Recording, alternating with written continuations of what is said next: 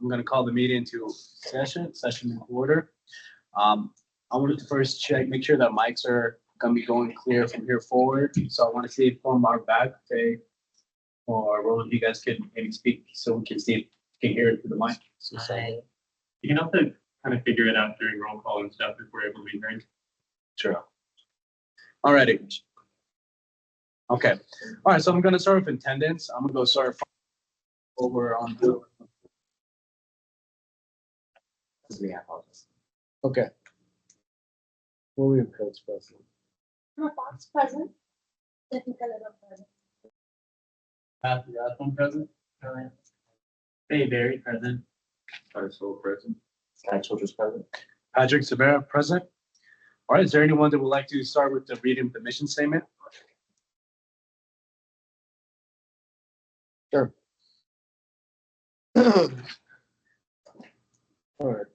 To support the evolving needs of the MSU Denver students by advocating their best interests and enhance the university experience and opportunity. Thank you. Thanks so much, Will. So we're gonna go over the approve the agenda. So if there's any changes, once you go ahead. I wanted to state for the record that Susanna just walked in and is present.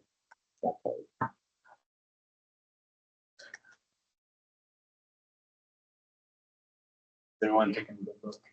I'm pretty sure you guys might notice there might be a difference on one of our agendas this week, but I would like to hand over to Sky to explain that. Hi, we talked about it briefly last week.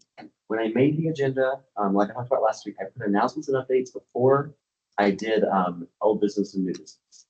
And I also moved staff advisors to the start of announcements and updates.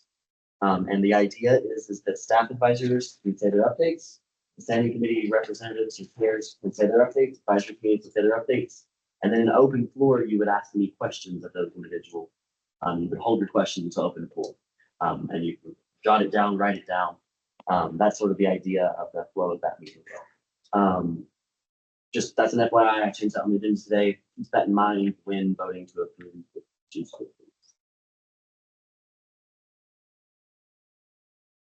Okay. Someone motion, I have a motion for approval. A motion to approve the agenda. Do we have a second? The motion's been made. Well, I have discussion on it. I wanted to modify the agenda today. Before we, I have one thing to add. I want to add a discussion on recurring meetings with the dean of students and president to the agenda. We briefly talked about this last meeting. There's some updates, and we were going to add it, and we didn't have time. So I will motion to add that to the agenda before we. Matt? I still want to point out I'm concerned with update of, and especially with the fact that this was talked about last week. There's a whole week for this to be put on the agenda. So I'm probably going to abstain personally, but that is the piece I want to make. Scott? I would ask that you vote no on the agenda. I'm not going to tell you how to vote, but if you disagree with doing something, I would ask that you vote no. I'm not just abstaining. Just like that's my personal, I guess, request. That if you don't agree to add something, I think it's really important that we talk about this. I expect it to be added to the agenda before it was, and I not think about it until after the agenda was already created. It's too late. I expect it to be a quick discussion, but there was an email that had been sent after that the agenda was approved, and I looked at that, and that made me think of adding this time. So I do apologize for not adding it with more notice, but I value this discussion, and I asked it. Okay. All right. All in favor, say aye. Aye. Well, Application for approving what Sky wants to add or for approving approving the agenda, which will include what Sky wants to add. Okay, you can mind that. Sure. I'll restate the motion. I'll restate the motion. I motion that we add a discussion on recurring meetings with the dean of students and president to the agenda and approve the agenda as a meeting. Do I have a second?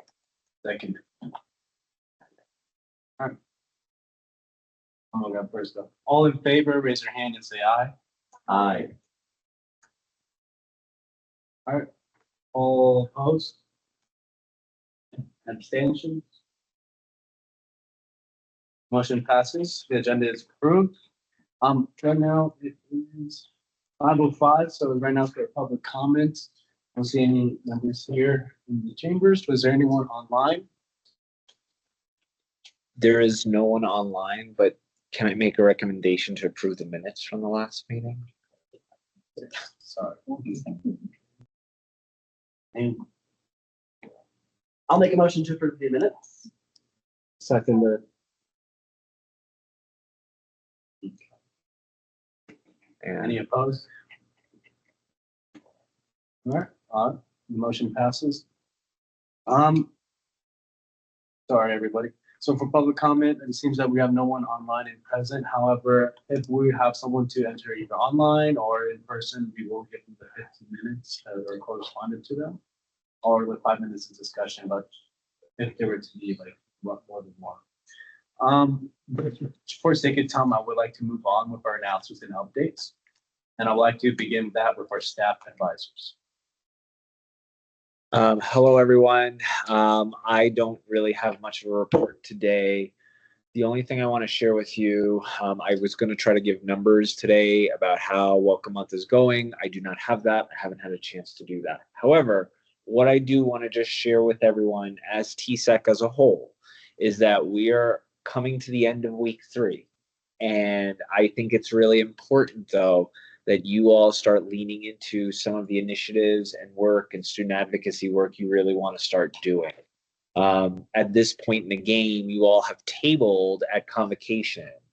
You all have an event next week as well. I'm pretty sure that's still happening. But I would empower you all to think about what else you're doing for students, because we're going to be in week 4 now. And I think it's really important that you all consider that. So I yield my time to Dr. Barone if you have anything. Hi, everyone. The only update I have, or just a request, I guess, is if there is anyone else who is interested in the opportunity that I shared in the chat a few weeks ago for the Haku conference that is coming up. I did get a few folks who are interested, so thank you to those who did reach out. But if there's anyone else, I don't remember the deadline, but I think it is, if it has not passed, it's coming up soon. Just trying to prepare for that, and I'm helping coordinate that. So if anyone is interested, please just send me a side chat if a direct chat if you've already submitted your nomination. And then I agree with Stephen's points about thinking about where you're at in terms of your goals, and thinking about how you're aligning with those, and how you're thinking about distributing those tasks and responsibilities among the council, so that you can get organized, because yeah, the semester will fly by before we know it. So just wanting to empower you all and encourage you all to lean in and focus on those things to keep you moving forward. Thank you. Thank you so much, Dr. Barone. All righty. Thank you guys so much. Is there any questions? Or any quick ones? Then just a reminder for our, while they're going over for the standing committees and the advisory committees, if there's any like quick questions or any direct comments, that's, be after. If not, it's like a pretty more long question. We would maybe save it for the open floor. That way we can be a little bit more. Minutes, Scott. I wanted to add the other question right now, really good advice from our advisors and from the chairs. All right, I'm going to be standing with the budget committee for standing committees on the back of our agenda. That's how I'm going to be. So we can start with our chair here, Irby Powell. Hi, everyone. Good evening. Update about conflict of interest policy. According to the amendment and guidelines of the official budget, I want all the standing committee chairs and my co-chair the budget actor and to sign conflict of interest, because According to the guidelines, it says to address the potential conflicts of interest, members of the budget committee, including the budget chair, vice chair, and TSAT chair, should disclose any conflicts of interest that may arise during the budgeting process and rescue themselves from decisions where such conflicts exist. Each budget committee member will sign a conflict of interest from agreeing. As such, all committee members must sign a conflict form and attend the first meeting. So first meeting was already done. So I request all the members of the budget committee to sign that form today after this.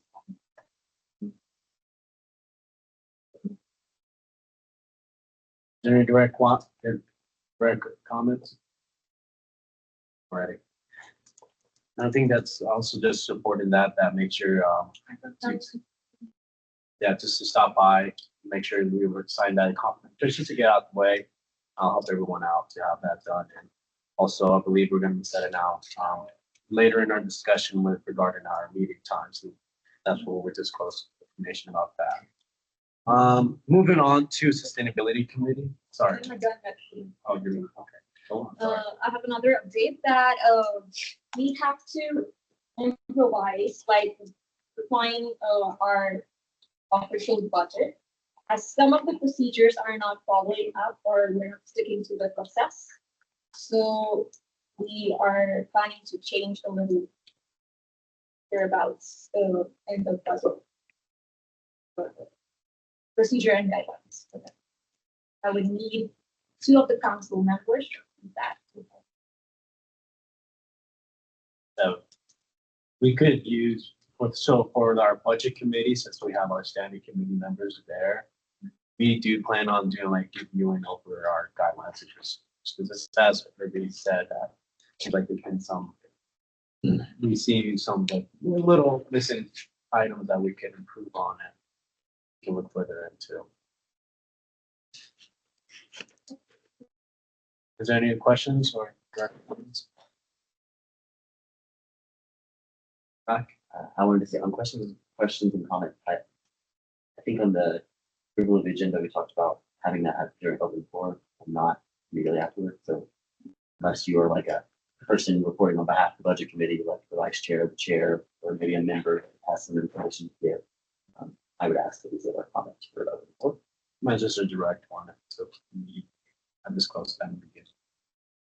Moving on with sustainability, going on with Sky.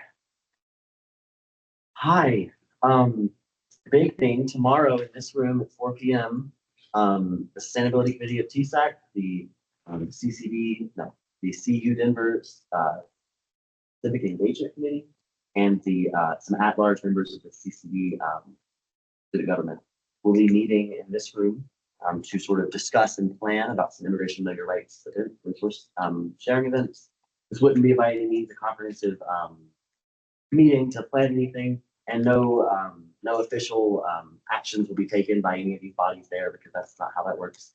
We'll just be discussing and talking about it, finding out who else to reach out to, and getting some sort of like university campus-wide committee going to plan these events. All the important reports. I'll have report backs in the sustainability committee meeting for all of that, as well as report backs in the TSAC meeting as that goes on. We're looking at a week in late October, sometime the week of October 20th, it's Monday, so sometime in that Monday, Friday, having an event. For AHA Week and ASCP, which should be a very sustainable campus program. If you know any boards that you think should partner with AHA Week, reach out. If you want to be a part of the AHA Week planning committee, reach out to me. I can get you connected. And then for ASCP, they're funded entirely by student fees. You see the student fee on your student account when you look at it. It hasn't been increased. Their general fee hasn't been increased in a number of years, but inflation does increase frequently. I have had a request from their director to do some advocacy on increasing that fee potentially. I'll be bringing that to SACAD at some point to start that dialogue, as well as meeting with any and all folks interested in that with all 3 student governments. In my opinion, ASCP provides some essential services to students, including the typically free store, as well as the educational aspect of sustainability for this campus. And it's very important that they continue to remain funded. I know that's a problem for every department at this moment, but theirs is pretty egregious. So just FYI, I am planning something on that. So if you're interested in that, feel free to jump in. And then for the TSAC resource list, sustainability chair and the PR chair, so me and Susie, have been working together to write a set of guidelines and procedures regarding the GSAC resource list, how it gets created, how it gets edited, how things get added to it, get removed from it, how we distribute it, and how our two committees work together on our sort of shared purpose that we have there. We've gotten them most of it. We'll continue to edit them over the next couple of days, and hopefully we'll have them to you Friday or Monday or Tuesday to look at. We'll be presenting them next Thursday, most likely. So stay tuned for that. If you want to give input or leave comments on it, it is actively currently in the TSAC SharePoint under our legislation folder under resolutions. If they're ready for you to view. Our meetings, TSAC Sustainability Committee meets every Tuesday at 10 a.m. At least for now. We might go to more bi-weekly schedule, but for now, Tuesdays at 10 a.m.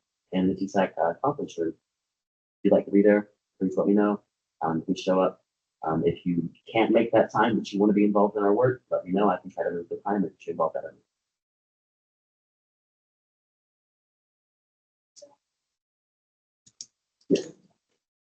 Okay, moving forward with Public Relations Committee with our chair, Sana Diego. Yes. So, as you all may know, we have the coffee roundup event next Wednesday from 11:30 to 1:30 in the site office. We have finalized the flyer that will get printed and get posted up, typically in social media and also like word of mouth. We have some video catering. We have some coffee and tea options. There's a little bit of like cookie, champurrado. So far, we would like council members to tell us their availability in their poll. I sent a message in the team chat where we have made a folder with all the polls under public relations, where you can like, so it's not easy to, you don't have to like scroll through like the team chat anymore. You can just easily go to the one drive, and that's where all the polls are there. So you can please write your availability. So we have like a council member setting up.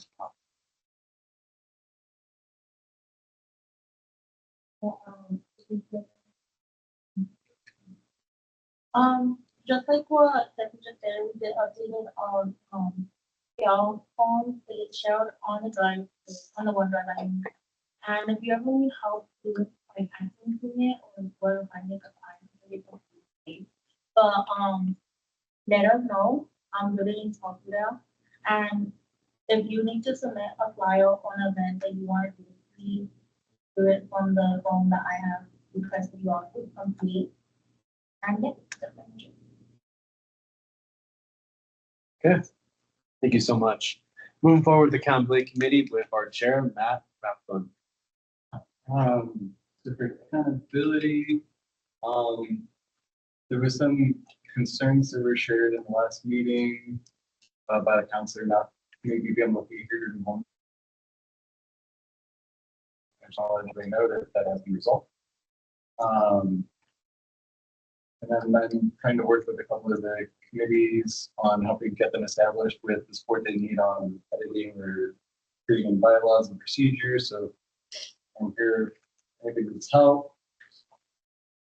I am probably going to seek out an ethics consultation though, because I want to make sure that my committee is doing this right.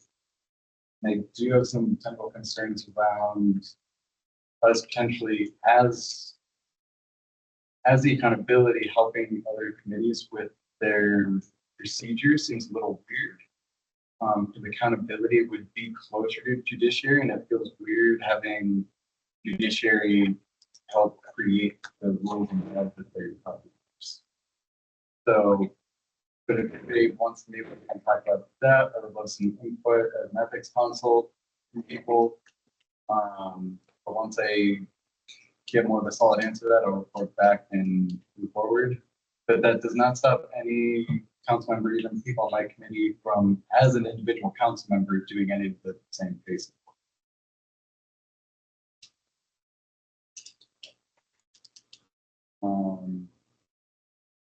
yeah, we're still working out our schedules, and trying to see if we can have a full accountability meeting, hopefully next week, but I'm still waiting on.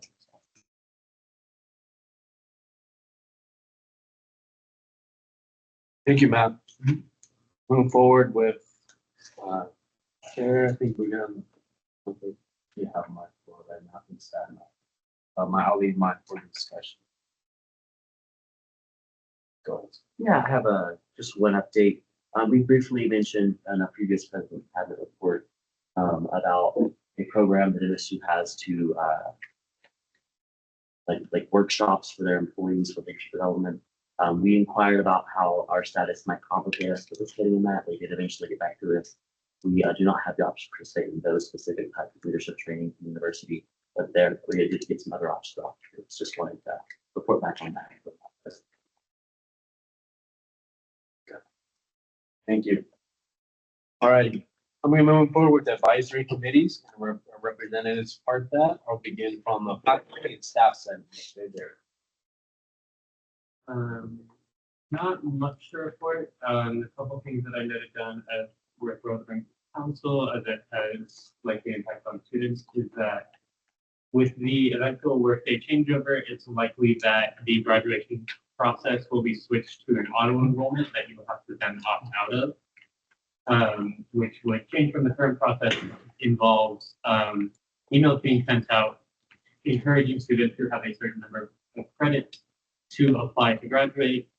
Other than that,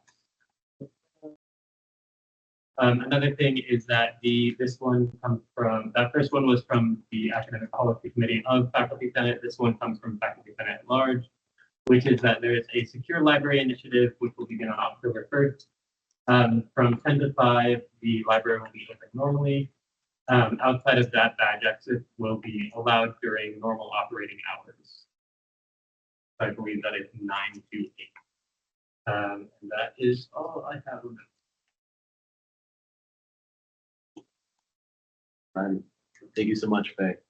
Moving forward with our University Shared Governance Council. Maria Garcia. We haven't set a time yet. That was so.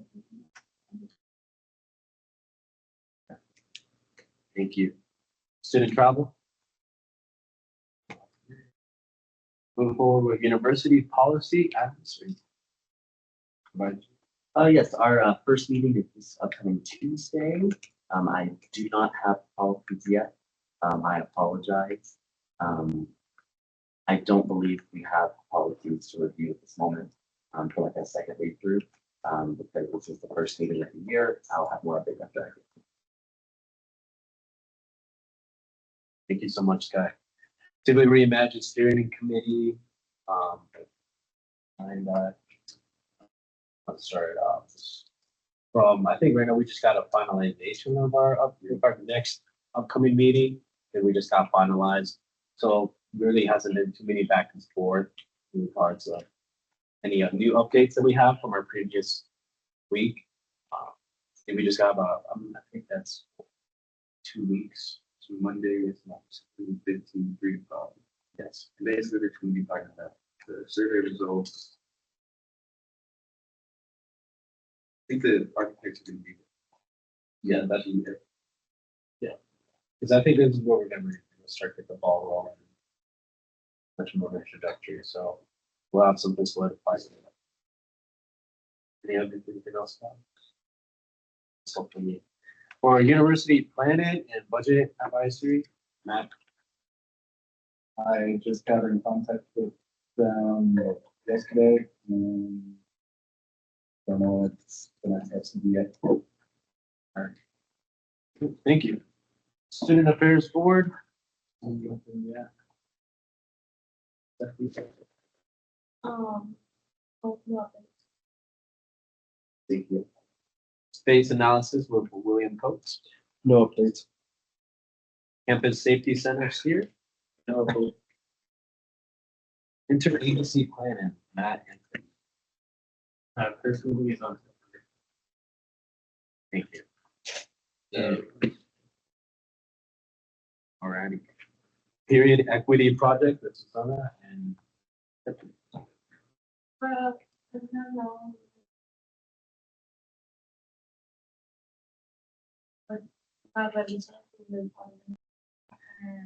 we also wanted to update you on that we added two extra dates, the 22nd and the 23rd.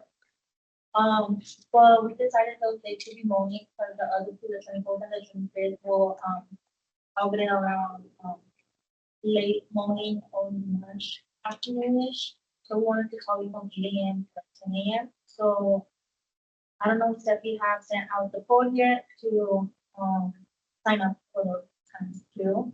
So we'll be tailoring, promoting the products that go out on campus and is there anything? I would just like to add that I haven't sent out a code yet. I plan to do that later this evening. I also would like to kind of add that we would like as many council members participation as possible. I think it will be great to have feedback verbally as well. So the two extra days that we've added are Monday, September 22nd and 23rd from 8 a.m. to 10 a.m. So hopefully like that works out for anybody. And once again, all of this poll is under that folder, but I will still send out this poll.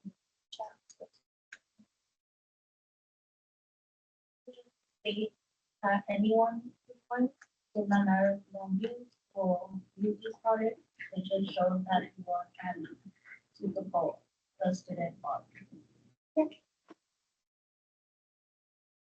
Awesome. Thank you guys so much. On to university grade review. I do have one thing, but I'll let you pick. do, I mean, so. Wouldn't call it an issue, but a case came across our table.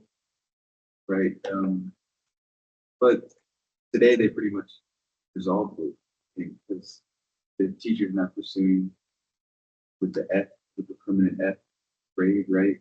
I'm not really sure. Yeah, the comments, it seems like right now we just like Sai mentioned, we just received the case, I think it was about 2 days ago. With the grade review, so working with Sean Schaefer and that committee, we're looking on cases of individuals appealing for their current grade as is. So right now, we just received our first case of the semester.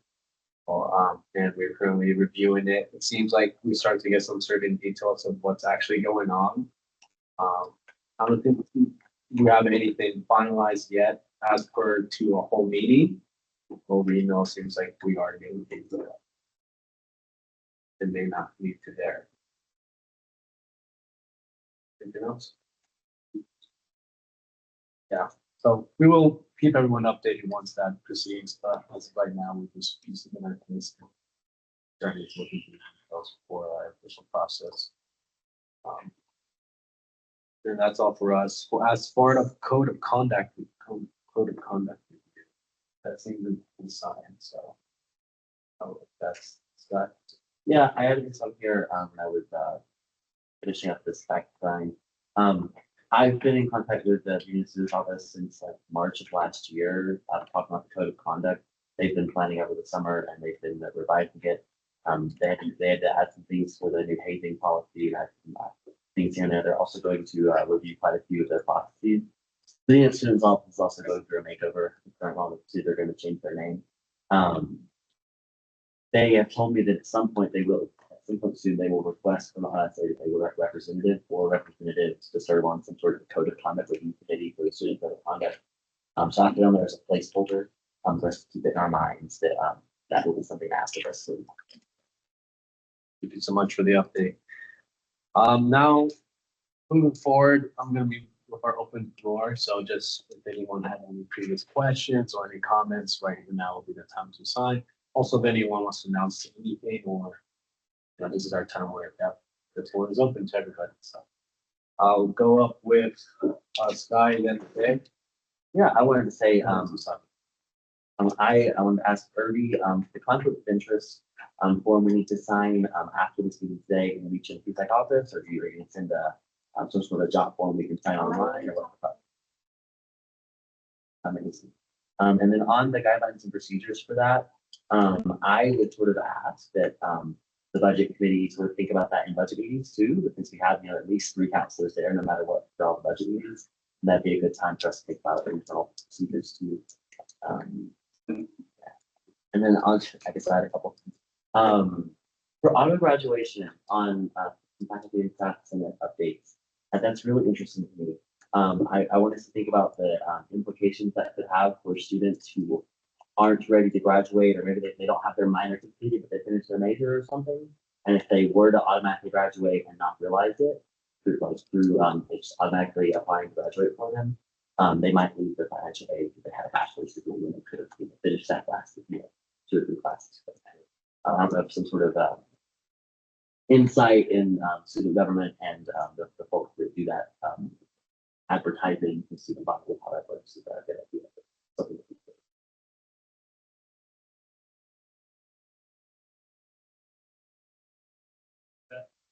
I would say that I did raise that point with them when that the initial conversation was brought up. That I am a double major. I've been getting those emails for well on a year now, about enrolling to graduate. And I was like, if I auto graduated, I fully would have just been kicked out of that. I have 140 credits. I'm a graduate with like 170, so. I just want to second raise on that concern as well, but I think there's a lot of implications, and I think we should further that discussion, maybe at the council or. Yeah, other insights for you. And then I wanted to say, I forgot one thing too, who needs to do it? So do you want all of the chairs? So like for PR, there's a chair and 2 vice chairs, but sometimes the vice chairs might attend as the representative budget committee. Do you want to decide a public interest team? We need to go all the same chairs and me and Patrick. And then I have one last thing from accountability, the conflict of interest with you guys, being the sort of interpreter of the legislation and the drafters. Would you be looking for you said an ethics consult? Is that just like asking other counselors, or do you actually reach out to like an ethics expert? What was your? Yes. Oh, cool. Like anybody's input from the council, I'd love to hear, and I'm gonna be checking with their advisors. I will probably bring it up to one of my professors in social work just because they're more ethics. Granted, I'm gonna try and keep in consideration that it's not all social work ethics, but just how I think we should move forward, because it blurs like a separation of powers in my brain. Okay, I'm just curious how often university they have that meeting. Yeah, that'd be fun.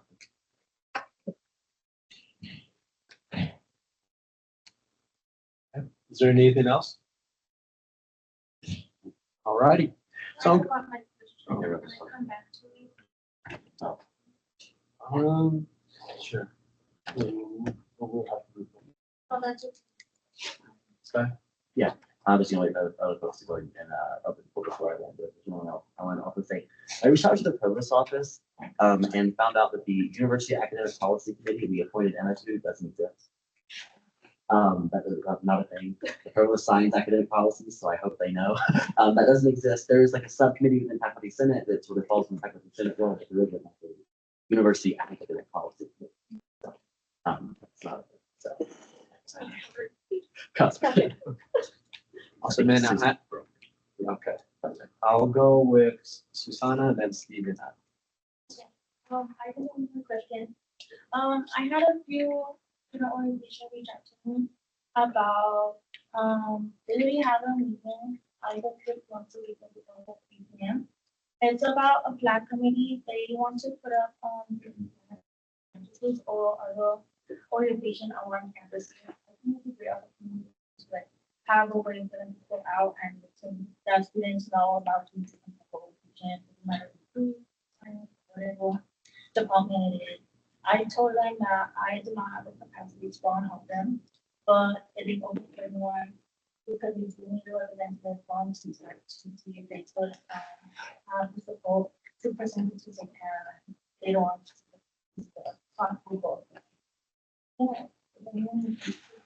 people. Zoom and if any, you know,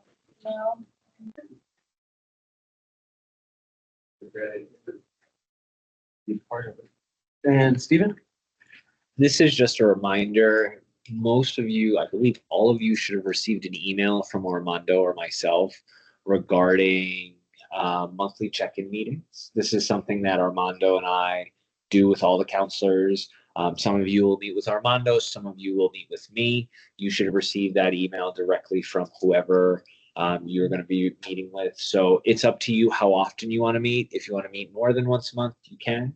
If you want to meet once a semester, we can do that too. A lot of it is based on your schedule. So please make sure you do respond to either Armando or myself for that so we can start getting those scheduled. And I'm speaking from a selfish standpoint. I want to prioritize you all. So if you can reach out to me directly for if you're on my list of TSAT counselors, so that way I can get those meetings scheduled. That way your meeting takes priority over other meetings that just pop up on my calendar. Emma? would you like us to reach out to you to schedule that via Teams or email? Whatever's easier for you. Scott? And one last thing about open floor that I just remembered. I met with the director of the Office of Equal Opportunity on a separate thing, and then we also I brought up the new director that just started in June. She's very interested in hearing any concerns or things we had or options to counselors. I just wanted to, her name's Karen. I forget her last name. I can connect you can email if you aren't already connected. FYI for the folks who thought about that. Matt? Direct comment? Yeah. So I wasn't trying to jump into this really, but based on what you said, I think I might need to. So I'm in a capstone program right now, or a master's program in a capstone project. And part of my project is actually this whole advocacy piece with the Title IX office. So I'm still doing more research this year before taking major action, but I would still potentially like to be connected. And if anybody's curious about like where I'm at with the project and the advocacy, please let me know. I don't necessarily want to put all of that in public since it is currently like a private educational school project. All right.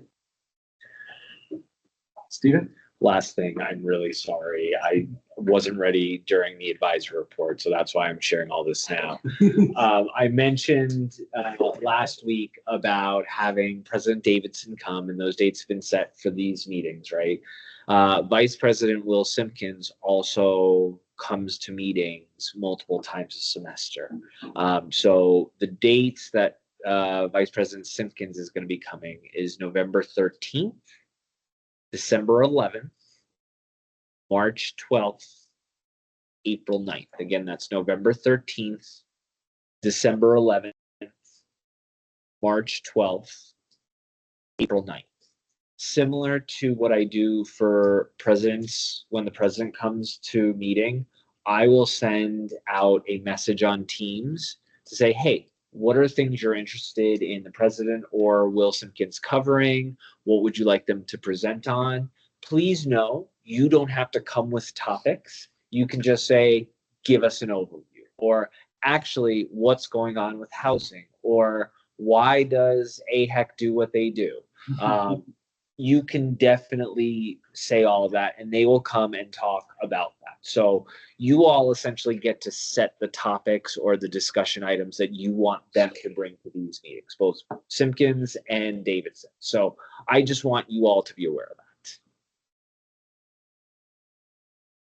Thank you so much, Stephen. We have one last one.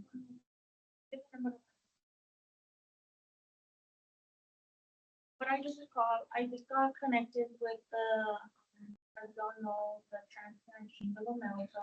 They're all coming to an coming up soon. Basically, it's an organization that encourages other students or anyone, doesn't matter the age or whatever, to donate organs for people who need them. And connected with them. They also help the sodas, which is called the Student Organ Donation Advocacy. There was, what I believe there was one here at the Devil. They also want to open another chapter at MSU, just to encourage more students to like spread more awareness about organ donation. I don't know if that's something you're interested in. Wow.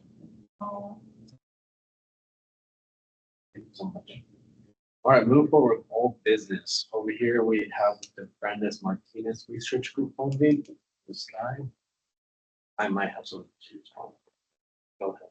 Yeah, I think it's on the agenda just to follow up on last week. I just wanted a sort of an update for many of our budget folks or our advisors on the status of that.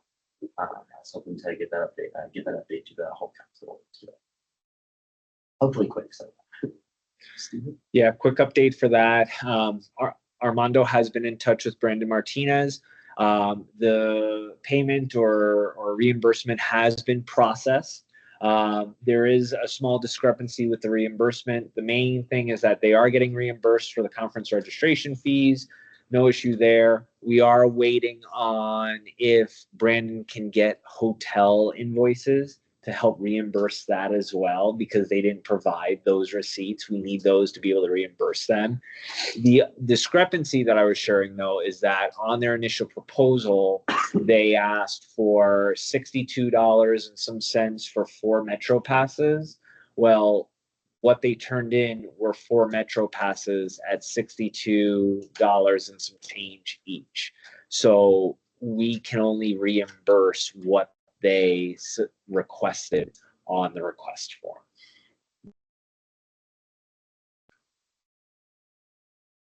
Yeah, and just to follow up, I was part of that. Also, I think Irby also was part of the CC of that email. So the process has gone through, but it's just like how Steven said, it seems like some things in line up with the email chain and with the spreadsheet that was given for the initial approval. So other than that, it seems like we have to get in touch and like.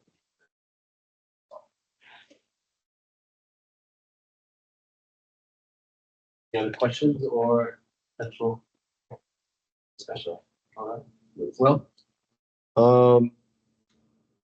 Just a quick question. Is Brandon aware of this? yeah, Has he responded? he hasn't responded to the email as far as with the email chain. I'm not sure if he's responded with Armando direct. Oh. He hasn't. Thank you. You guys so much. I'll be handing it over to Sky for our new business. Okay, so the first item, which is discussion on a TSAC office printer. I put this on the agenda. Our printer or copier printer in our office only prints in black and white. And this has been a little bit of a challenge in PR, and it's been a little bit of a challenge in trying to use that printer. If you look at our usage from last year, we spent $20 worth of ink and maintenance on the printer, which is like less than like 500 pesos, which means we didn't use that printer almost at all. We didn't get as much use out of it as I wanted to last year. I reached out to the MSU staff person who manages all of our Xerox contracts as part of their job. And I had a Teams meeting with that person and with the sales rep with Xerox to talk about our contract that we have and just ask them questions about it and see where it's at. And I found out that our contract does not have a termination clause. We cannot terminate it. We are locked into our contract for the next 3 years on this printer. We'll be paying $87, I think it is, a month for it until we pay out the lease. However, if I talked to the person that manages the contracts at MSU, and she did say that if another department in the future, anytime between now and then, wants to buy a black and white printer, they have the option to take over our lease instead of buying a new one. And she did say that she would be on the lookout for that, and she would let people know that's a possibility if we get back to her and approve that. I also got a quote from Xerox if we wanted to purchase a printer. So instead of renting one, actually buy a printer that might suit our needs more. So I got a quote. It's for $968.04 to buy a color printer. It's a smaller printer than the one that's in our office. It can't print the 11 by 17. It can only print letter and legal size paper, which is the majority of what we print anyway. And I sort of wanted to discuss with the council on like what we want to do based on my sort of like stating that the printer that we have doesn't work for us on this, and see if there's other folks that feel the same way. And then also ask if this is like a purchase we would want to make, even, you know, any discussion or debate about it. I just wanted to open that to the council. I'm chairing this section now. Emma. This is a two-part question. Are we printing our PR in the CMI, or is that where are we printing our colored? Where's PR printed? So, So most of the flowers I have printed last year were through CMI. Like personally, I don't even know. But sometimes those times I work really late at the office and I don't have access to CMI. So it's just difficult and I don't want to deal with it the next day. So I somewhat do agree with the printer. And if it's possible that we can lend it to someone to a different department that does need it, it's just better for them not to buy one. And it's just easier access since most of us might need color printing instead of black and white. Can I answer my second part? yeah. And then is that costing us anything to print the CMI, or is there any difference that would alleviate any costs through this? Yeah, I can respond to that. I asked the person who manages Xerox contracts also manages all of our, you know, purchasing for the amount we pay. So there's a certain rate you pay for black and white printing and a certain rate you pay for color printing. At the current moment, when we print on CMI printers, it comes out of the CMI budget. I think for small amounts of printing, that doesn't really matter. CMI doesn't really care. They allow students to print there anyway. But as we, you know, ramp up bigger campaigns in PR, we'll be printing, you know, possibly hundreds of flyers over the course of a certain amount of time, and that could add up for CMI. And it would make more sense for us to have our own printer and our own, you know, budget there, because we do have our own separate budget. Another option that was given by them was to possibly us like internally track how much we print on CDI, and then like have them split the budget up in some way. What I was told is that that would be a little complicated on their end. I did meet with the advisors and they did tell me they would try to make it as seamless as possible. So if we wanted to go that route, I could see a reason why.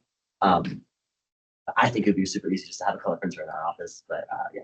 And then I'll go to Will. I want to get Stephen's point of view on this. Stephen? Yeah, so every institution that I've worked at, student government has sort of been associated or affiliated with the department that I've worked for. We've always worked with that student government to use our current printer. So we would manage the lease, we would manage all the contracts.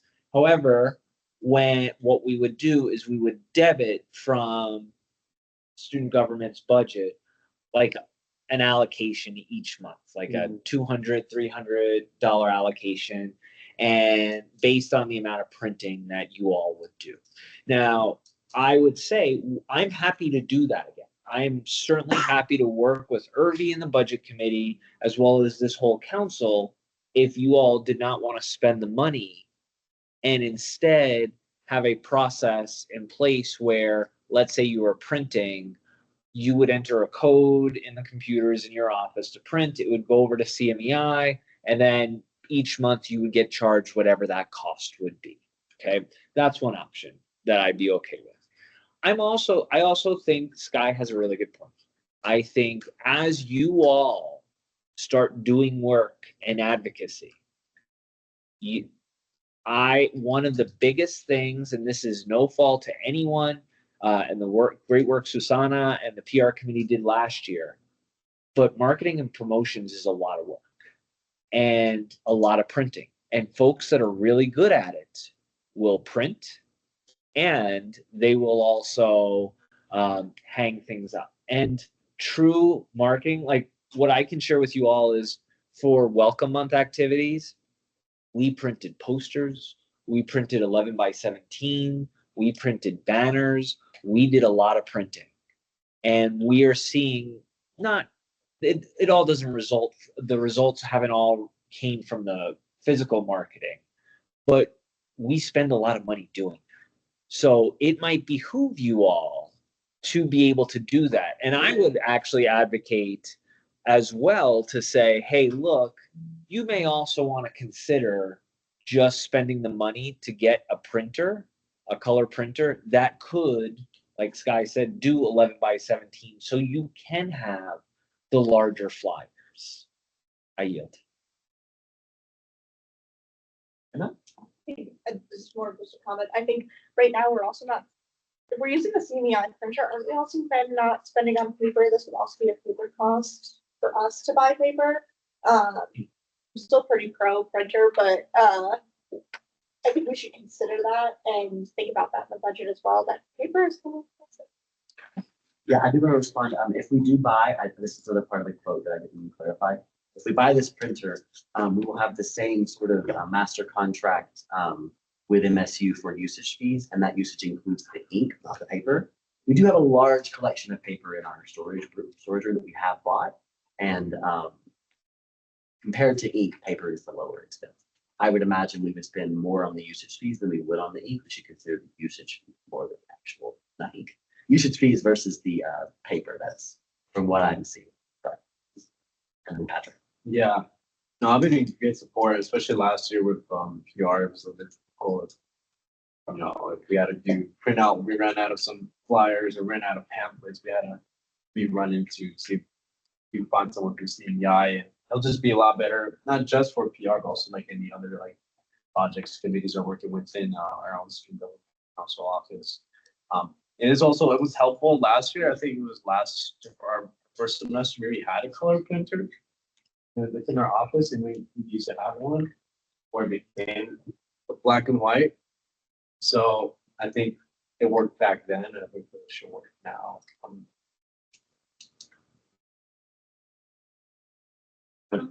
Son?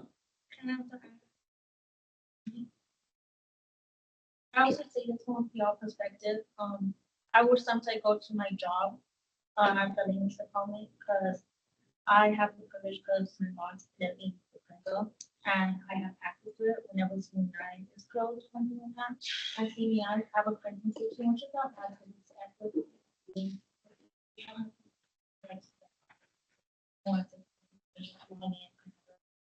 About the waiting for line because I have waited in that line in the line and sometimes like. Okay, I do want to interject really quickly. I want to say, picture on the screen right now, I tracked down another one of the Xerox, same exact machine where we would be buying under this. This is the one in the student's office. It's a smaller machine. That's why it only prints in letter and legal size paper. And it would sit more like on a countertop as opposed to being like a 4.5 foot tall one that we have down. Just FYI. I'll go to Will next. Susanna touched on this, but I think if, it hasn't been discussed much by the council as to whether there is a page limit for printing and the cost of that. We've had previous situations where we've had students try to print out entire books out of that printer. I objected to that just because of the cost of that. But I know this is more of a council decision than me just objecting to a student printing the whole textbook out. But I do think we need to be cognizant. I do think students should be able to print, but I do think there should be a daily limit to printing. The temperature checks we did for the last budget meeting, we're on the low budget right now for the printer or renting it out. It's 1880.53 right now. I mean, I'm just telling you the cost. And can you just tell me what is the usage fees, like charges, and the monthly charges, or if you're purchasing it, what is the charges for Yeah, I can clarify. So, for one, if we started using this printer and stopped using the old one, the usage fees for the old one would be zero. So we'd no longer be paying usage fees on that printer. We'd just be paying for the monthly rent. But for this new printer, the usage fees, I believe it's 2 cents per color page and like 2/10 of a cent per lot. The same exact rate we had before, except it had the capability to print more expensive pages, the color pages. So if we printed 1,000 pages, that'd be $20. Is that math right? The 100 pages, yeah. So 1,000 pages of color, or 500 front and back pages of color printing would be $20. Yeah. So if we project out 10,000 pages to be printed over the course of a semester, that's not that much. Will? Question, from, I'm understanding buying the printer, correct, versus leasing it out or whatever the contract is? Yes, so this purchase would be actually buying the printer. We would own it. They would do maintenance on it as per our agreement. And we would have it until it breaks. So, For their second question follow-up, yeah, no, you say they fix it, what does that mean So- specifically here? so if it breaks like for regular wear and tear, they would come in and fix that as part of that agreement. But if someone breaks it, like it's not just regular wear and tear, that would be on us to, buy another printer or get another printer as opposed to. Will? Sorry, last one. Yeah. Do we know the timelines and stuff of that? Like after a year, then it's on us to fix it. Usually when you buy something, there's like a warranty, right? And then Yeah. once you pass that time, then I just want to understand that situation better for this own printer. I'm not a contract expert, so I do apologize. I don't have That it's the master contract that Xerox uses for all of their rentals that we would be using for that. For owning it. I believe though, as long as we're paying usage fees, they would fix normal wear and tear, because the idea is that we will have paid them enough in usage fees for normal wear and tear. point of clarification. Yeah. I thought this was us buying Yes, it outright. buying it outright, still under that licensing agreement so we own it. And if we wanted to stop using it and own it by our own ink, we could do that. We wouldn't pay to another meeting. But they come give us ink and agree to do maintenance, and that's why we pay usage fees. Sorry. Yeah. I'm gonna go to Maria first. So I'm pro pencil, but will we have two printers, or what will happen to the old one? You said that's if someone wants to take it, but what if nobody wants to take on that? What would happen? So we would exist with two printers until the lease went out or until someone takes it over. So we would continue to pay $89 or $87, whatever it is. I'm sure everyone would know, per month in that lease. This would be a one-time purchase of $986.03 that we'd be making. We'd own the printer, we'd pay usage fees, and we wouldn't pay anything else for that printer. So we would continue to pay our current obligations. So we would be paying for two printers? We would own a printer. Yeah. And then we would be paying for another printer over the course of the next 3 years that we already agreed to. That lease has been signed. Patrick, yeah. Yeah. Yeah, so I'm not sure if you go to the chat, just share it in the lease and video.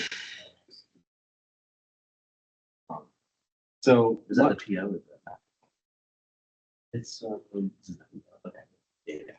yeah, so this is what I got from last semester, from where we moved to receipts as far as with the office. So here's, I want a printer, color printer. That's what I want. However, I do feel like I do want to understand why we removed our colored printer to a black and white printer. And if we just got a new printer that gonna buy a whole nother new printer just to get the features that we had with our previous printer. So I'm not sure if it was with the lead. I wanted to know, because I think it's necessary that we color for our pages.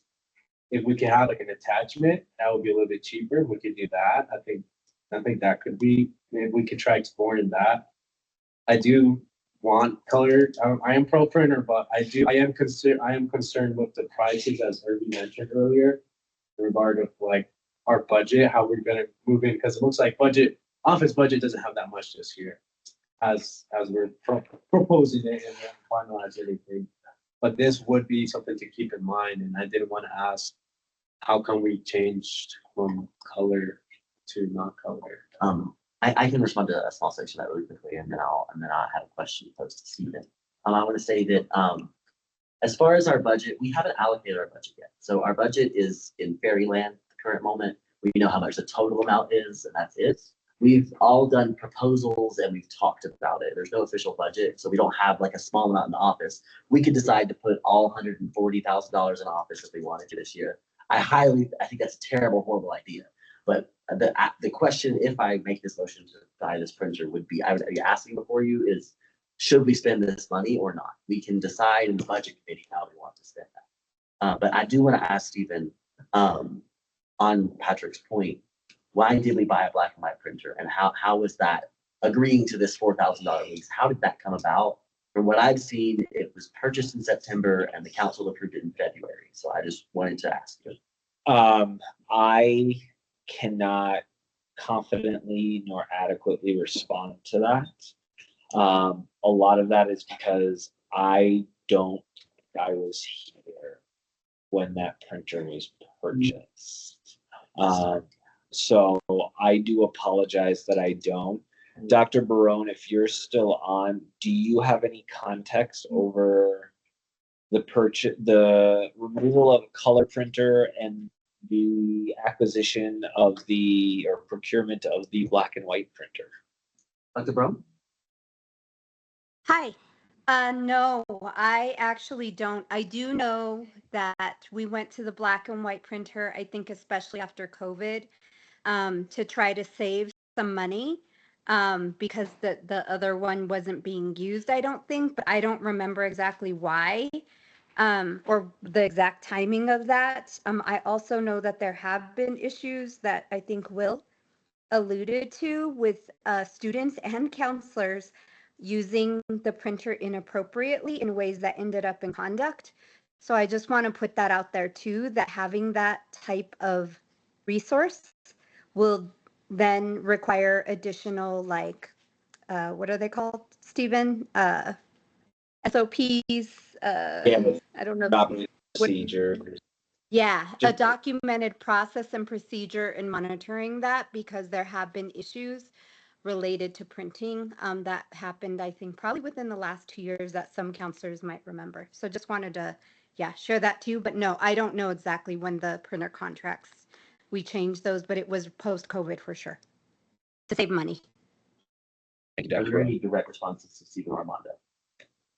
Stephen or Brown. Okay, and then hands. Okay, I'm gonna go to Matt first. Okay, Bill first. I just want a point of clarification. This is just the discussion piece, correct? And not a formal motion to vote on any spending? I've not made a formal motion, and I don't believe anyone else has either. Then I'll follow up with this. I would caution the council on voting on this today without seeing proper numbers and expenditures. And that to be presented to at least the budget chair in their meeting and the council as a whole. That'd be my caution. My concern is that we are in contract for the next 3 years. Unless we can break that, I'm totally for breaking that in whatever possible way to save money. If we cannot, then things can get a little bit complicated on spending extra money for a second printer when we have the black and white and CMDI printing with color. That is that extra step, but I would feel more comfortable personally if we got the numbers to see, like, is it worth spending this much for that, to reduce that extra step for color printing? Yeah. I have a question for you really quick before I move on. What numbers are you requesting, like in relation to our budget or in relation to like the purchase of the printer and the current lease and stuff? Both.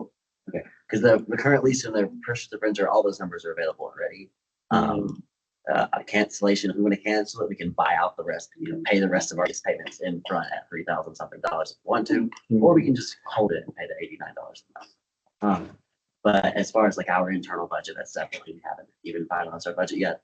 I also want to ask though, I am going to ask you because I value your opinion and your guidance, is that we don't have a budget yet. However, we're still operating. So like money gets spent sometimes. And so it may be, I guess I would ask, what is your guidance if we don't know how much money is going to be in this fund yet, but we think it's important, if we do think it's important to buy it?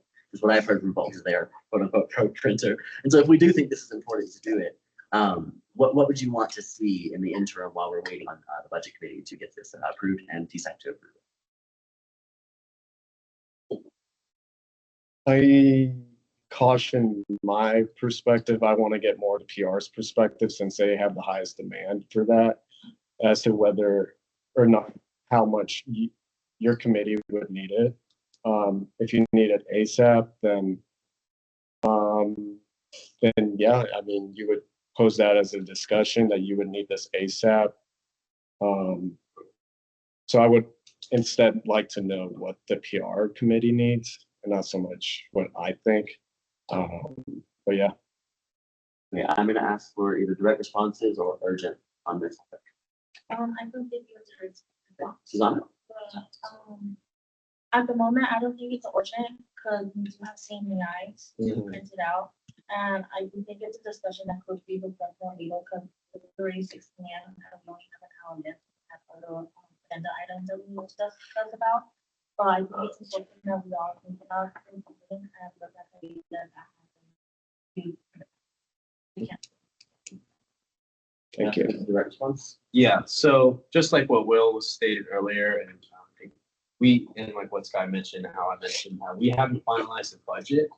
However, it is normal just to try cutting costs as much as possible within, or any organization or any business. If you can minimize costs, that is the most efficient way to go about things. And likewise, these are like discussions such as approval for any office supplies or anything like that. It's something that we can discuss within the budget committee with all our standing committee members there. And that's something that I feel like it would be more appropriate to have an in-depth conversation about the copier in regards to like the numbers and what we're feeling about there. I feel like that would be more appropriate usage of our time there. Urgent or direct responses? Urgent, I guess. Is this something we can discuss offline instead of just during the meetings? I think this would be great for budget. That's my opinion, but I'm not do you have a point on whether or not we can discuss this sort of business in non-enclosed meetings? The printer, yeah. I mean, as long as the budget meeting open to the public, that's all fine. My main concern is the precedent that this motion is making, or this statement of potential motions, I heavily caution in a number of different ways because it breaks the precedent of how we've done things in the past without any formal setup of how we should be doing it. Two, the way this was set up today for this conversation, I have concerns, and where I would rather it be more of a resolution is we didn't get that quote ahead of time. We didn't get a picture of that printer ahead of time. So I would vote no because I have not been able to make an informed decision. I want to quickly respond to it in that, well, we didn't make an informed decision about purchasing a $4,000 lease. We don't know. Well, we may or may not have, we don't know yet. I guess that is true. And there have also been other things that I have either witnessed in the meeting or went back and watched in the meeting where there wasn't a resolution made, but money was spent and money was approved by motion. I think we don't have that formal process considered yet. There is a separate section of the agenda today about a discussion with the budget committee meeting time and logistics, and we might be able to get to that then. I hope we get. But I will go back to. I want to let Emma speak. Yes, because it's been so long. Emma, I'm gonna call Emma first, and then we'll go back to. Let's open. I was just gonna say that I guess there was good things added in the meantime, but I think having these open discussions is really good. I've actually been really enjoying them.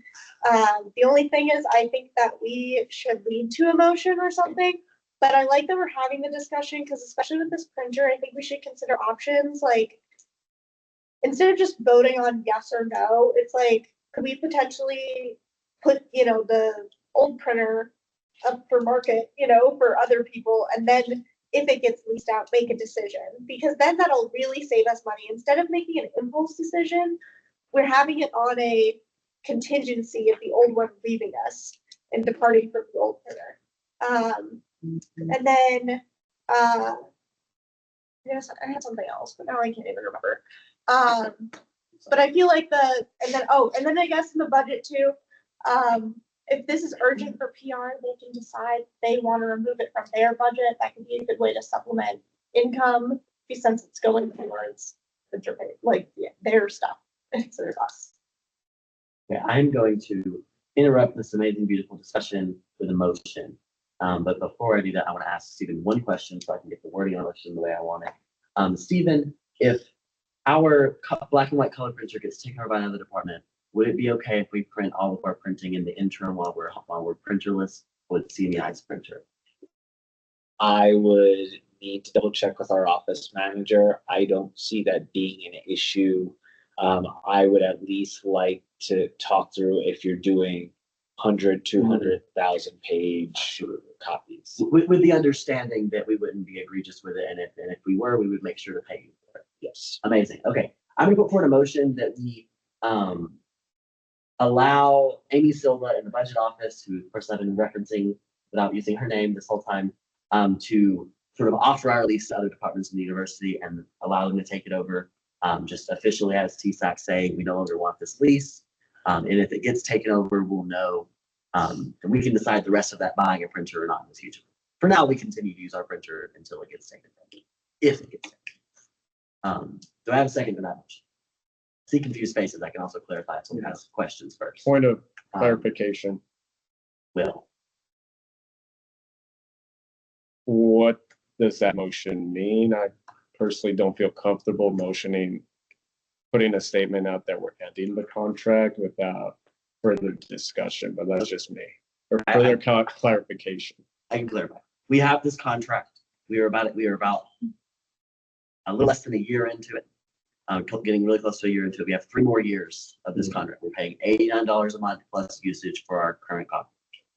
I've been told by the person at MSU that manages contracts that we're allowed to transfer that within MSU, no problem. As long as another department consents to taking it, they can have it. We operate as a little bit of a weird department where Amy can't reach out to the CEO of our department. We don't have an executive director and be like, "Can we take your printer?" We would need to approve that by vote, saying we're relinquishing this lease if you can find someone to take it. That's why I'm asking for the approval. Okay. I see Patrick with a really high hand, so we're gonna go to Patrick next. So is that just to relinquish if someone were to approve it, or are we doing that right now? Yes, that'd be if someone takes it, we're fine. We consent to someone taking over our lease within MSU if they find someone. We're not like canceling our lease right now with this vote. They got that. I'm going to Ibba again. I feel so bad, Ibba. I'm just gonna clarify, this is basically just putting it on the market. It's not clarifying if it's leaving or not. It's more of just putting it out there like an advertisement that it could leave us. And Will. I have a follow-up question then. What, in the scenario where someone does claim it, right? And they take it and we don't have a printer, is that an outcome here? Yes. So if that's why I just clarified with Stephen is that if our printer is taken and we've agreed someone else takes it, we'd obviously get told by that, and then we would have some sort of way we transfer. That would make sense. If we, within a month or so, we'd transfer over to the other department.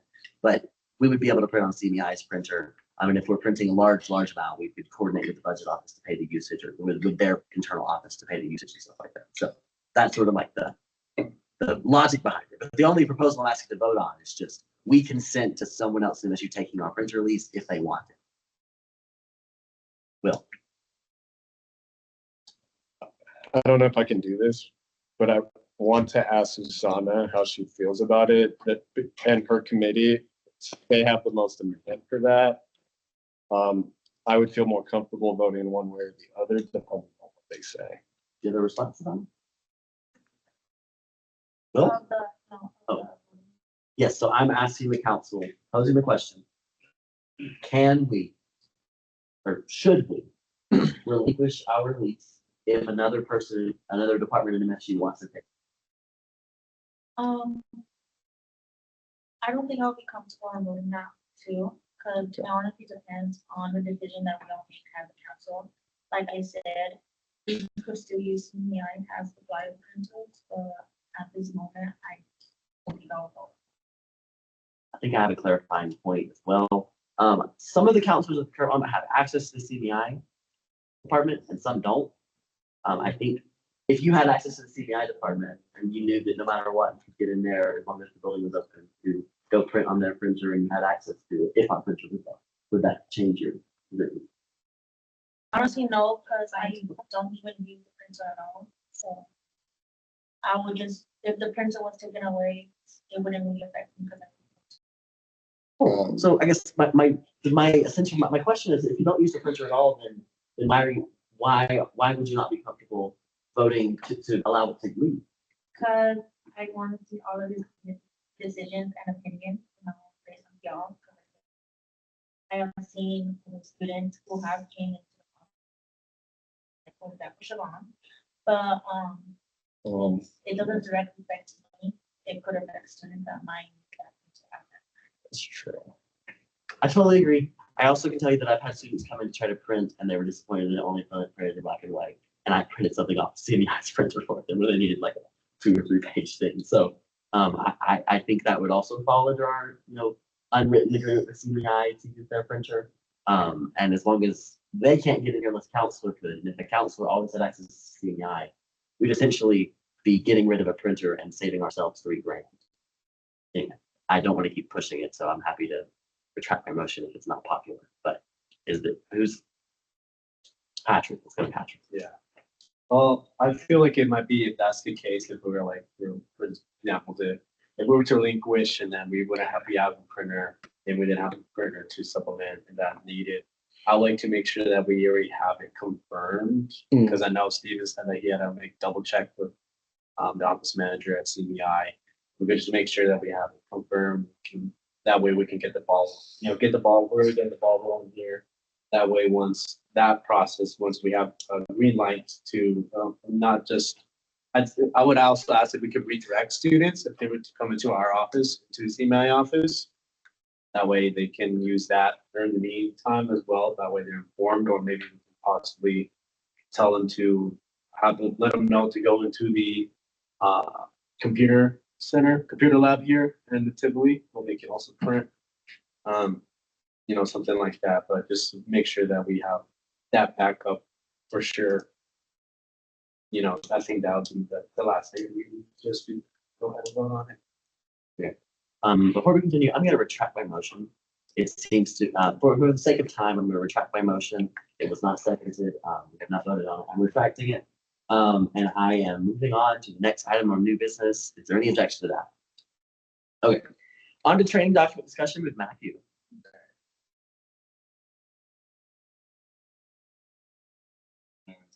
Apologies. Yes. There you go. You're doing your job. No apologies. It is my job. Already too.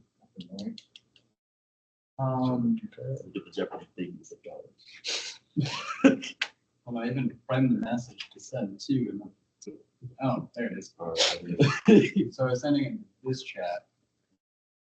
So this isn't an official document yet. This is just something that I was trying to work on, and Sky helped me with some of this. And there's been a lot of concerns about like lack of trainings and stuff like that.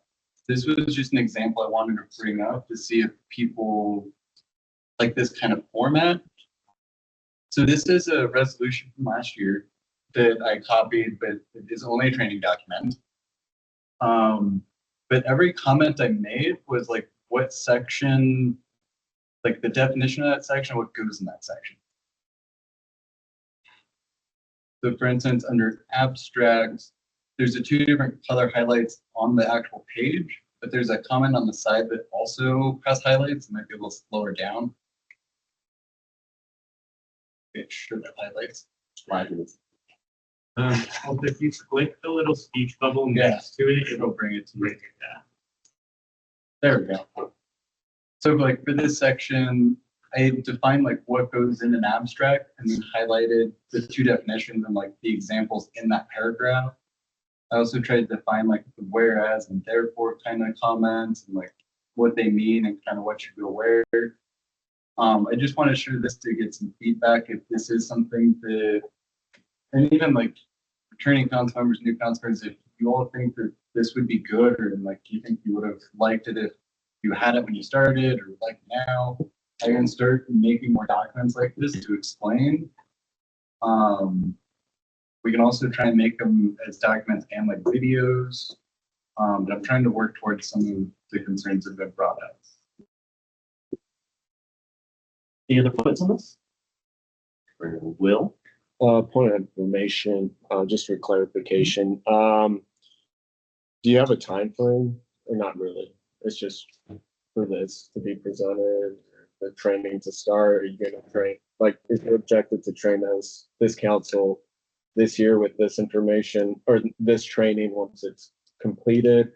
Or, yeah, I'm just trying to So gauge what this the is a goal is. piece. And I wanted to see if this piece would work, because if this format works, I can expand and keep going. I just didn't want to create the whole thing and then everyone being like, well, this doesn't really help. Right.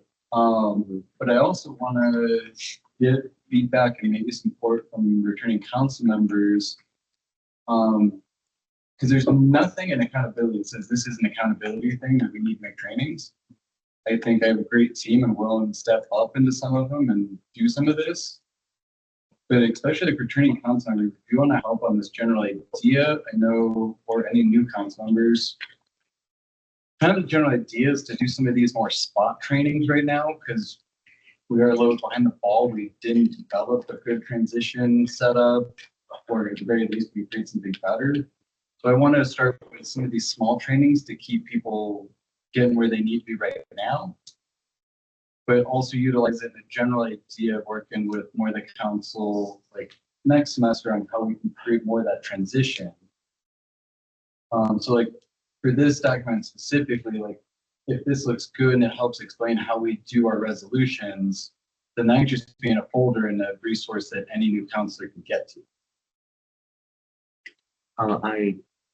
I'm gonna throw something out too. I talked to the advisors about this in preparation for being today, and one thing that's brought up was we should also consider we have the Canvas course and look to that to incorporate any of that we already have and not reduce the work.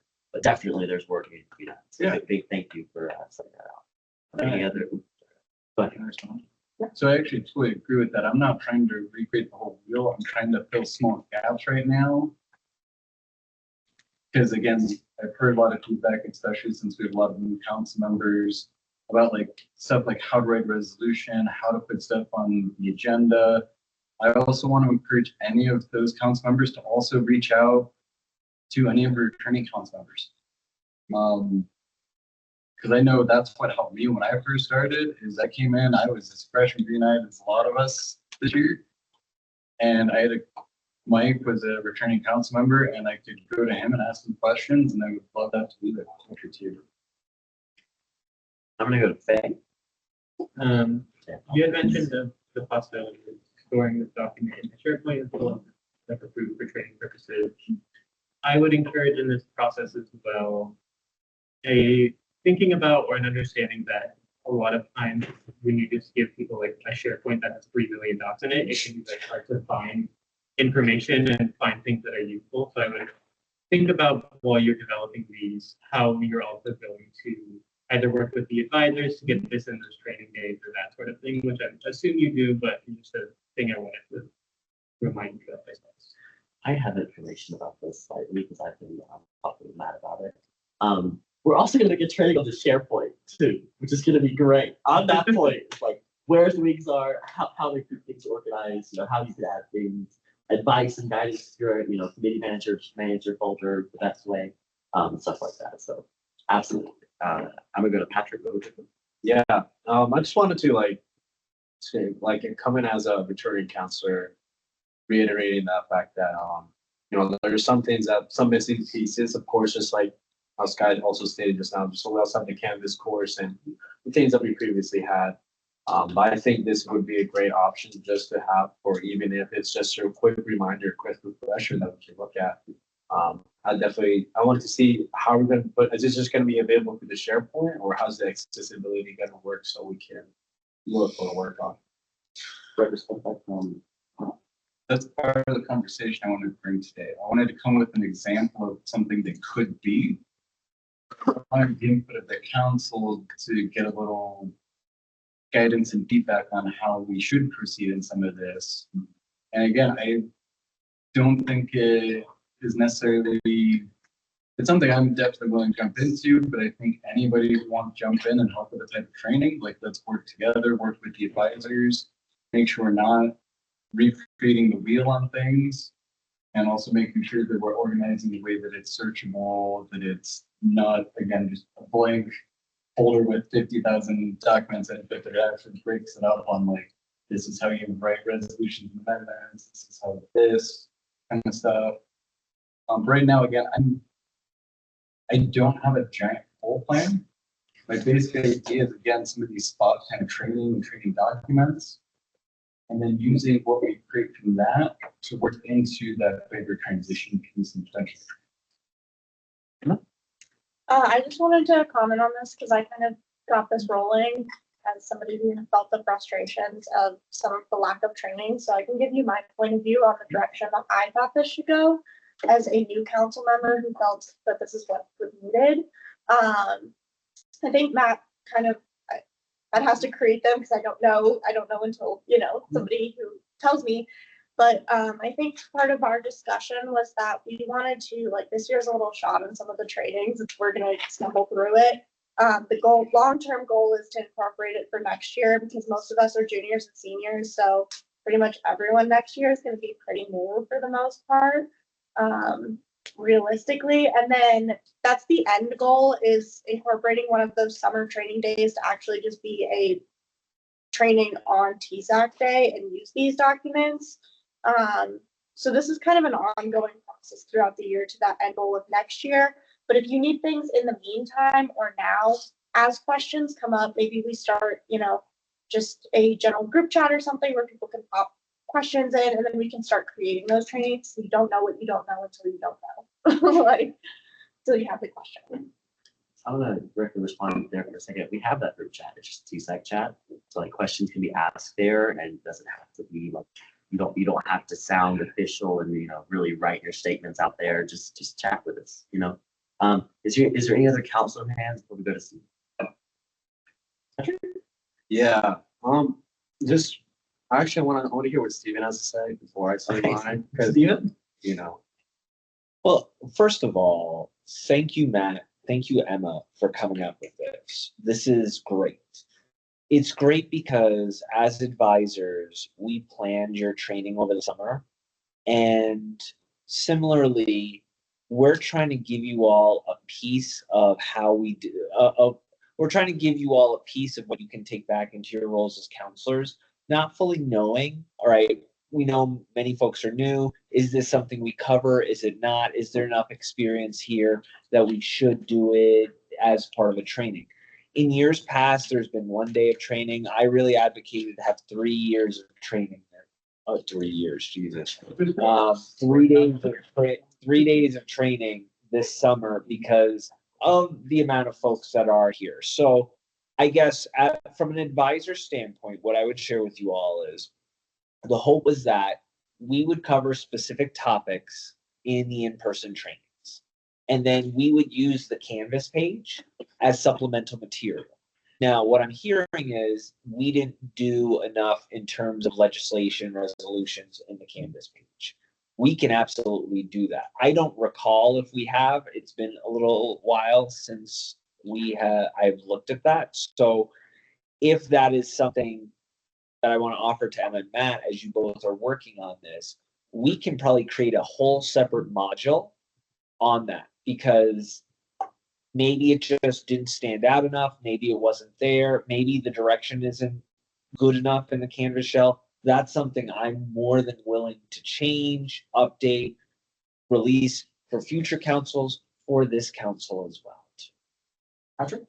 Yeah, so I think for me, I think it was something I was discussing with earlier.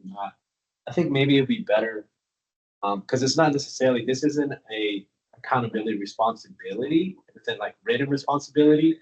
However, we do have, like, I mean, you guys can see this amazing document that Matt himself has provided. from his own volition. Maybe if we could form an ad hoc committee among the student council, counselor members, not exclusively just to the accountability committee, but we could have an ad hoc committee discussing the possible things that we want to add into the Canvas course, possibly maybe ideas like frequently asked questions or the legislation documents that we could have. And through that ad hoc committee, we can better find out and really find out what for us as current and former and well past iterations of TSAC can find out what can we do, what we want a part of. And I feel like an open conversation with that in mind will be really productive as an ad hoc committee with other council members. What's the Canvas course? I never got that. Oh, okay. So Yeah. I don't know where that is. I don't know what that is. I never got it. That's good to know. Stephen? That's good to know. Okay, Um, Matt? That's where I was gonna go, is I was gonna see which of the new council members that access. Cause I know I have access right now, cause that was last year, not this year. I wanted to respond to Patrick there. I think the ad hoc committee would be really cool. I think it shouldn't be an ad hoc committee for like updating the camp course and our training. I think we should create an ad hoc committee titled, the training and transitions ad hoc committee. It may be it'd be a versatile committee. It may draft a couple amendments to our constitution or an amendment talking about our transition. It may draft procedures and policies on how we're transitioning and training our incoming, and also how we currently train ourselves here. And as ongoing training happens throughout the year, I think an ad hoc committee to sort of figure out those procedures, processes, guidelines, and everything would be a really cool committee. Just my thought. Direct comments. Yeah, because I actually got the ad hoc committee is usually something we do here in TSAC for like a lot of like big ideas that we have.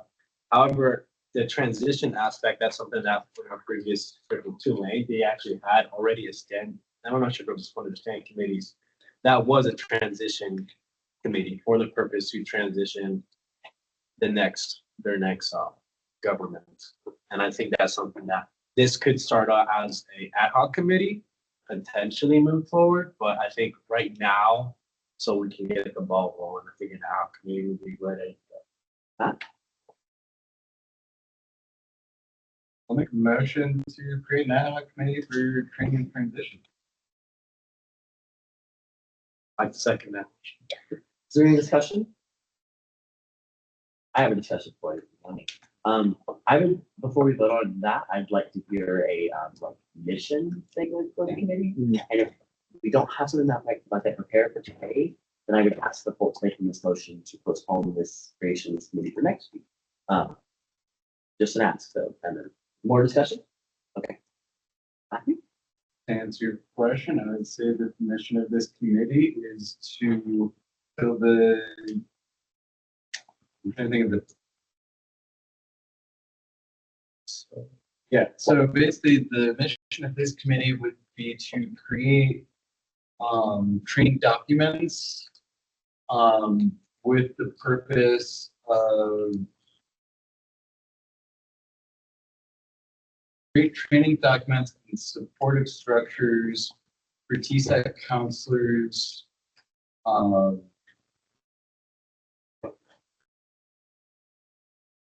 Read that last sentence back to me, I'm sorry. Create training documents for the purpose of. Okay. create with training. Counselors and their daily tasks and duties with the further goal of establishing transition trainings and procedures within TSAC. Emma? I was just gonna add that to, and we can also amend this mission Yeah. statement a little bit, but to create a more efficient TSAC, especially just throwing out ideas. I think it's really in these early months. I think if we had something like this would help us. They're just sitting here. Any other discussion? I would ask that we create a more formal mission statement. Not that not that the mission statement isn't necessarily good. I think considering think about when we think about our goals and our plans for TSAC, how does this committee fit into one of those goals? It does definitely. By thinking about it, And then also, how do we have our mission statement accomplish those two different processes of like training and transitions, which also go together too. I would just like to see maybe take us some time, get a couple things together to think about sort of like a mission and guiding reason for the committee before creating it. That's just my preference. Doesn't mean I wouldn't vote yes in the creation of the committee, but yeah. Point of clarification, though, the motion has been made and seconded. And more discussion on the motion. Who seconded? Pat did. Okay, is there any other discussion? Before we call it? Okay. Is there any opposition to this motion? Any abstentions? Motion passes, unanimous consent. Clarification. Matt? At this point, I'll let the chairs take this over, but we should probably have set up for who's going to be trained. What was that? We need to go through the process on deciding who's chairing. Yeah, so if you want to make a motion to decide chairship or membership of the committee, feel free. I'll accept motions for considering chairship of the committee and membership of this committee. All right, I'll make a motion to start the process of selecting either chair or co-chair set up for this ad hoc committee. Okay, can I amend the language really quickly and ask you to make that a motion for an open nominations period for the chair / co-chair of this committee? I can do with that. Is there a Make a motion for the nomination process for chair or co-chair for this position. Is there any second to that motion? I'll second it. Any discussion? Okay, I just want to point out, if we're doing this, I would highly encourage that some senior members join in on this. Because if you, like, as much as I would love to be a part of this, it's gonna be very hard not having the training. any discussion on the opening nominations period? We can talk about, who wants to be nominated after we open nominations. Okay, any opposed to opening nominations period? Passes unanimous consent. I'll now accept nominations to be a member of the chairship of this committee. Matt? I'll nominate myself and Do you accept your Oh, nomination? I'd rather just sit on it instead of get chair only because I don't know what I don't know. I will nominate Will Coates. Do you accept your nomination? I do. Okay. Wonderful. Is there any other nomination? Will? For clarification. Co-chair or vice chair? I'm sorry. Sorry. Decided yet. Oh, okay. Any other nominations for members of the chairship of this ad hoc committee? Okay, I'll close the nominations period. Two nominations having been accepted is Matt and Will. Do I have a motion for how this chairship should consist of? Bill? I prefer as one of the accepted nominees to do a chair and a vice chair, but in my opinion. I think in the interest of time, let's hear a discussion point from someone on why and who wants to be chair, vice chair. Or something like that. Why, for me personally, and honestly, I definitely want to help create these training documents, but I don't feel as tied to it as Matt or as strongly as Matt, I would assume. So I kind of more of a supportive, experienced member on that ad hoc committee helping as well. Okay, no one else will. I'll put for the motion to confirm Matt as chair of this committee and to confirm Will as vice chair of this committee, implicitly confirming that it's chair, vice chair is the structure. That's it. Seconded by Emma. Any opposition to that? We have a new committee. Yay! Committee. I also want to ask, do I have a motion how the membership of this committee should be this? Matt? everybody wants to join. Okay. I guess I'll formalize that. I motion that this membership be open to all counselors that attend the meetings. I second it. Any opposition? That passes as well, yeah. Okay. Do you have anything else on training documents? Matt? No, I'm farther and better than that. Amazing. Okay. Budget committee meeting time and logistics. Urgent.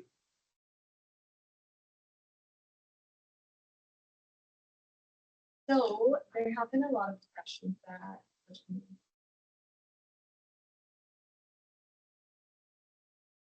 like get the approval of the budget. So I have decided the timings, which is like uncomfortable for me, for that Mhm. Tuesday from 3:30 to 5 hybrid. And Thursday, another second option, 3:30 to 5. Third option, Wednesday at 5 to 7:30. Any hand? Okay, I was on, two of those times I have class, 3:30 to, 4:45 on Tuesdays and Thursdays. I'd be perfectly happy for Wednesdays. Are there any other members of the, budget committee, or prospective members, like if, the chair is out and you're a vice chair that would, be there instead? They, can't meet during 5 to 7:30, what you said, on Wednesday, 5 to 7:30 on Wednesdays, virtually. Matt? Any clarification, this is the open time frame you'll have, not the meeting will take from 5 p.m. to 7:30. I was just asking availability with my question. Alright. I leave it up to the chair. Typically, the 5 to 7:30 window is your availability, It's not, not necessarily the meeting's gonna take 2.5 hours. no, it's not, not going my. Yeah. Time. So it's up to the committee members. To have a look at that time frame as well. Okay, Patrick? I feel comfortable with that. That works with my schedule, too, necessary things. I'm free around those times. So from the availability. Any other discussion points on budget committee meetings and logistics? Matt? And I just stepped out of the room. And someone recap me the meeting. I sure can. Ernie got on the mic and told us that they are planning possible meeting times for the budget committee on a recurring basis. The options were Tuesday or Thursday from 3:30 to 5, or Wednesday from 5 to 7:30. That's the availability, not necessarily the week of meeting. I, as the sustainability chairman of the budget committee, said that I can't do Tuesday or Thursday. I have classes most of the time. No one had any opposition to Wednesday between 5 and 7:30. And I guess I'd ask you, do you have any opposition? I'm not opposed. Okay. And then Matt? I was just making sure that she had the opportunity to hear it and be like she did. Certainly. There was something earlier during announcements that I had said that we could talk about it during budget. I don't want to silence you what that was. And so if that was you or you remember what it was, please speak now. I suggested we keep that for now. Patrick? Mine was just as far as the meeting time. And just said Tuesday to Thursdays. That's how I was just gonna wait for that. During this time, because that's what the whole discussion is about. So I just wanted to clarify here.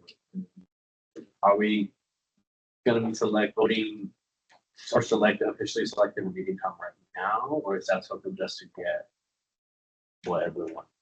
If 5 of us are comfortable doing on Wednesday, so we're waiting. I want to clarify. I believe the budget chair can just call meetings, not necessarily have to check with the membership. Yeah, you can't obviously call meetings to order without quorum, but I don't think that we need to, like, as a council or as the budget committee here, vote on times. We've sort of discussed it here. Irby can then give us notice of when meetings are going to be, when the next one will be. I know the budget committee doesn't always meet weekly either, so I would imagine that you would, you know, send us something in the chat and say, we are meeting this upcoming Wednesday, here's the agenda. So, yeah. Okay. Any other discussion points from the budget committee meetings on logistics? On to the next discussion, TSAC meeting agenda meetings. I threw this on the agenda as a question for the council.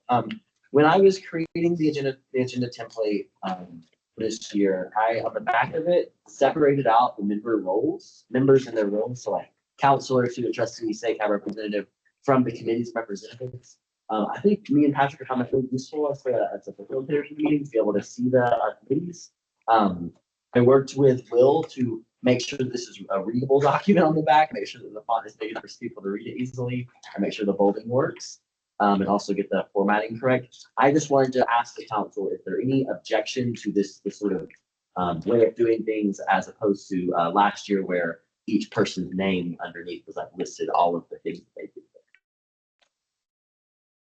Any discussion points about how that should look on the back end.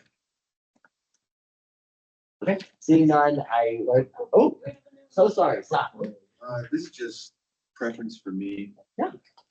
My name says Cyrus Dean. Absolutely. If you ever want your name changed, the reason why I put your name as Signing Holt is because I've seen you have that in your emergency systems, and I'm assuming that's like a name that you prefer. I think I accidentally did that. Okay. So now Okay. my legal name is Cy Yeah. Dean Holt. Okay. I'm happy to change whatever. I did that because I'm assuming that was looking for phone or something. I also saw CD as like your signature, so I will change it to Cyrus Holt. Is that cool? Okay. And then I had changed another person's name as well. Their request is if there's any thoughts about changing how your name appears, please reach out. I am perfectly amenable to chosen name being used. Okay, and then I will go back to the front. I wasn't done with the discussion point totally. Is that flow of meetings? So earlier we approved for today's agenda the way that I structured the meeting today. I just wanted to pose to the council. Does this structure seem to work for us? To have this announcement at the start and the business here more at the end. Are there any questions?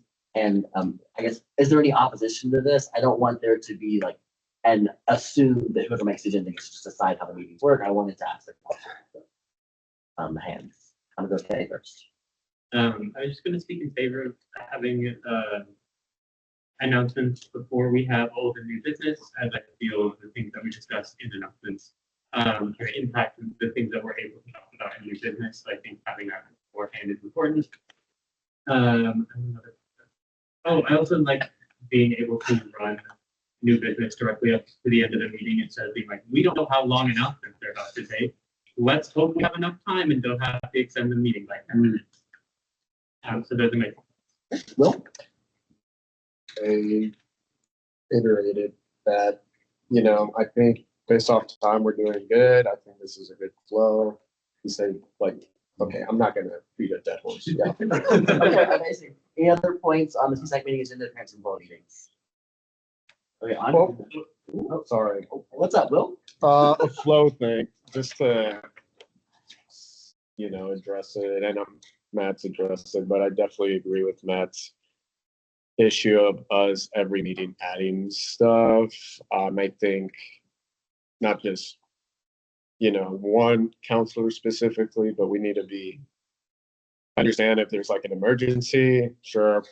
But I think out of the spirit of letting the public know what's going on, we need to be on top of that stuff. Thank you. That's it. Okay. Any other points on appearance and clothing? Okay, on to the next part on the agenda. On that very point you added there is a discussion on recurring meetings and the president. So we talked about briefly last week during the chair's updates. Is that we've had people reach out to us asking us questions for the recurring monthly meeting. We've also had the advisors would let us know that the president typically meets with the co-chairs as well once this has to what's historically been done. I'm of the opinion that if they're able to, as opposed to meeting with the chairs once a month, come to our meetings one more time per month, so we can have more direct interface with the higher levels of administration. I won't know every single question that Stephanie wants to ask. I won't know every single question that Rowan wants to ask in that meeting. Something I don't feel comfortable representing TSAC. Everyone would have voted in if that was the case, but I really want to have that direct access to the president's office, direct access to the student's office, because you all are going to have 11 other perspectives, or 10 other perspectives than we will from the dean of students' questions, and so I would want to start open some sort of discussion about that, and hopefully find some sort of answer from the council to bring back to Taylor Tackett's office and to bring back to Dr. Davidson's office when she reaches out for our semester. We go Emma first. I guess I understand where you're coming from, but I think that we as a council take upon ourselves to elect you guys co-chairs, and I would like to empower you to also take those meetings. I think that is good for the part of our own TSAC leadership development, and empowering those co-chair positions. So my trust is with y'all. Matt? We do want to go to opening up. One of my first questions is, what is typically discussed in these meetings? And kind of with that, what was the logic originally from admin on why were the chairs that were chosen? I think I can slightly answer this, and I'll look to other folks that are longer than me to answer too. But I think there is this perception in some sections of the university that don't understand or are not extremely familiar with our style of student government, that there are some sort of, de facto spokesperson for TSAC, and I think that's the reason they reach out. Last year, during a conversation about this very topic of like hierarchy and like all that stuff with the chairship, the phrase was brought up from one of the previous co-chairs of like, when someone reaches out asking for the chairs, they should be able to meet with them. That was like the one of the arguments for allowing the chairship to be the representative of the cabinet and not appoint a separate person. And I think that's a similar, question to the like us meeting with the entire economy. So I think that perception is there. As far as the content of those meetings, I will pass it off to Pat. Yes, so direct comment. So we actually discussed this with the advisors as well, because we're unsure of what the purpose of the meetings were. From my understanding, it seems it's just check-in between us as representatives of TSAC, not necessarily as spokespeople, but as representatives to go in, speak with Dean Toitaki as a check-in. It's just the most direct means to contact TSAC, and most of the time is to the chairs. For me, in this, if I put my 2 cents, I do want to encourage. I don't want to discourage anybody if you want to go ahead and want to take on these meetings. I feel like it is imperative for us to be able to have a more direct way for us to be able to get things organized, not only on our end, but within the university aspect as well with the administration. If we can take on that role, whether it be as responsibilities or as our current duties as a counselor or chair, I feel comfortable taking it. The understanding that, it's not exactly I'm a spokesperson. That's the understanding I came in as a TSAC chair, regardless of anywhere I go. I am a representative of TSAC and I am a chair, and that is something that I take very seriously. But regards of talking for everyone in the council, that's something that is up to everybody to discuss on. That's not just on me. So I do feel like I do feel comfortable stepping into those spaces just so we can get those things arranged. And if that's something that you guys feel comfortable with doing, I'll gladly accept it. Or if there's any other needs discussion also. Hey. I was just going to, I guess, start off there as a possibility of the chairs taking on the responsibility of working with these departments and administrators to schedule the meeting and then reporting back to TSAC and being like, hey, the meetings are happening on this day at this time. And telling the people facilitating the meeting, like these are the counselors that are able to be at that. So kind of facilitating some of that interaction, but also allowing the co-chairs to kind of be that open. Will? I love this idea. I think that's a good balance. This might be a little bit different from Faye. I think at Emma's point, I have full faith in our chairs. I think the chairs personally should spearhead those meetings, but it should not be exclusive to the chairs. If a counselor feels strongly about something, they should have the right to be there to listen in on the meeting and coordinate with both chairs as to how they would approach a meeting like that. That can be sensitive and, the image of TSAC, if that makes sense. Yeah, directors. I think that'll be, especially with the facilitating put back to TSAC, maybe a potential thing that we can do is also like, as our updates and our announcements, that we could use that time to either inform you of our upcoming meeting with Dean Tech, and we can bring things to that meeting, or maybe we could have a counselor come alongside. But just using that moment to break down what happened in the previous meeting or inform of an upcoming meeting. Something we could also do.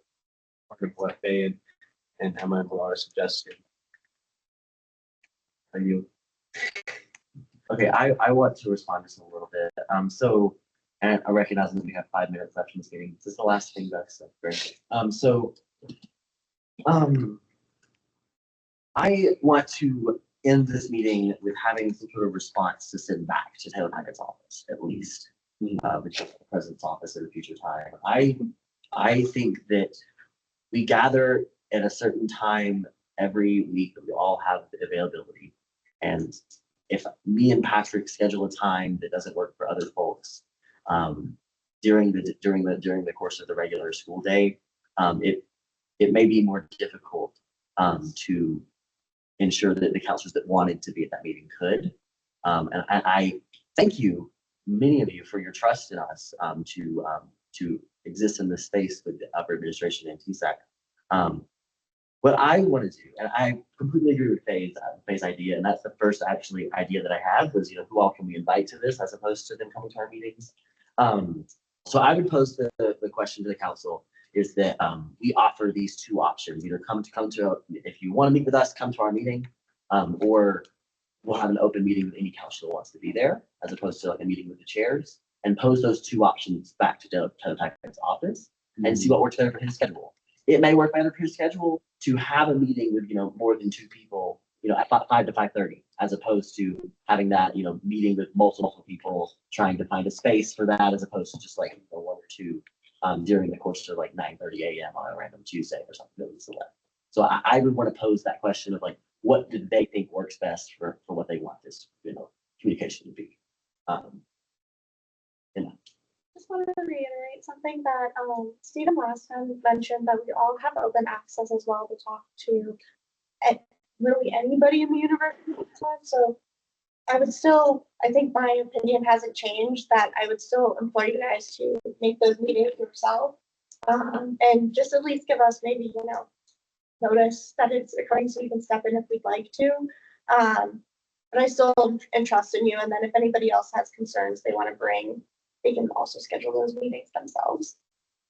Okay, well, I don't know how the council feels about this, but I do like the idea of giving flexibility, the 2 options. That's important to consider when you're working with higher admin. It's also be considerate of their time and their, all of that. It's not on just what we decide, but try to find that middle ground with them as well at times. So I'm personally totally fine with offering them flexibility as to picking, but I don't know how the council feels in general. I'm going to put forward a motion, or I guess I'll hear motions first. I put forward a lot of motions, and then after a motion is made, we can discuss it and then vote on it, as opposed to continuing discussion with no motion that we're talking about to answer this question. So I'll hear motions before I'll make one. Okay. Motion to extend them in their 5 minutes. Okay. Is there a second? I second that. Any opposition? 1 in opposition. Any abstentions? Okay, that motion passes. Meetings is at 7:05. Anyone who is not available to say past 7 may leave. Okay. Is there any motions? Okay, I'm going to make a motion that we offer 2 options to the student's office. One, their requested monthly meeting we're saying that any counselor should be able to go to it. And the chairs can coordinate the scheduling of it to make sure it happens. Or 2, if you're planning to meet with us monthly, just come to one of our monthly meetings and we can coordinate that with the co-chairs as well to know which one you're coming to and plan that in our agendas. Is there any second to that motion? Or is there any clarification? What's clarification on it? Matt? Stephen? Could you just repeat that? Sorry. Steve's at the end. Oh, I was gonna second. Oh, do you want a second now? I'll second. We have a second. Is there any discussion on this motion? Patrick? I wanted to say, like, even if, like, I want to see if this is something that we want to vote for. Initially, I want to see if we just wanted, we already have an answer, maybe if we want to feel comfortable us spearheading it, or if we want to give Taylor Tackett or his office the options right now to continue to be able to schedule something in the future. I wanted to see if that's something that we wanted to do, if the council wanted to vote on something like that, or if we just want to continue with the spearhead and change. That was my question. I want to clarify that the motion's been made and seconded. We can absolutely discuss, but the answer to that question of if the council wants this is the voting. So discussing on whether or not we want to vote on something, it's already been made and seconded. We're going to vote on it, let's retract it. But you can vote no if that's not something you want, absolutely. I love democracy. Okay, more discussion on the motion. We'll go to sign first. This is gonna be an email, right? Yep, it's gonna be an email up to the student's office, Christian West, the executive assistant. It's gonna offer these two options. Me and Patrick will write it together. It'll be in the most respectful way possible. We already have like an email thread. I will also blind carbon copy the entire council on it as well, so they don't necessarily know that it got sent to you all, but just so you can see our communication that we voted on. But the meetings are in person. Oh, yes, not an email meeting. Okay, any other discussion on the motion? Before we vote? Okay, is there, I guess, we'll do a recorded vote for this. This will be like the first recorded vote of the last few meetings. Sai, how do you vote? Oh, I need to actually be ready for that. I apologize. You would think, okay. Sai votes yes. Emma, Yes. Faye, Yes. Maria. Yes. Matthew. Yeah. Patrick, I abstain. abstention. Rowan, Come back to them. if they're back before the vote's over, otherwise it'll be an abstention. Sky, I will vote in the affirmative, yes. Steffi, yes. Susanna, abstention. I'm gonna put none. Irby, yes. William Coates.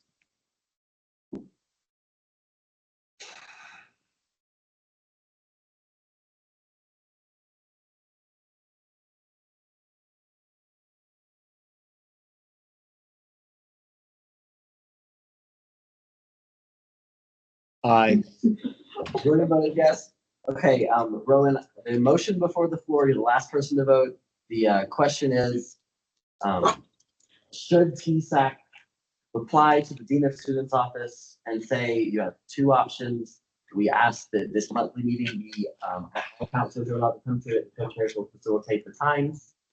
Or if you are going to meet this on a monthly basis, come to our meeting and the chairs will facilitate, getting it on the schedule. So, do you vote yes or no? Or abstain? The motion is to give them the two options. Yes. Yes. Okay, vote yes. I will call that vote with 10 yeses, 1 abstention, and 1 member not in attendance. That passes. Matt, I don't think it's gonna change the outcome, but I would like to actually change mine to abstain. I don't think okay, it changes. I want to ask a clarification from the people that wrote our constitution and from the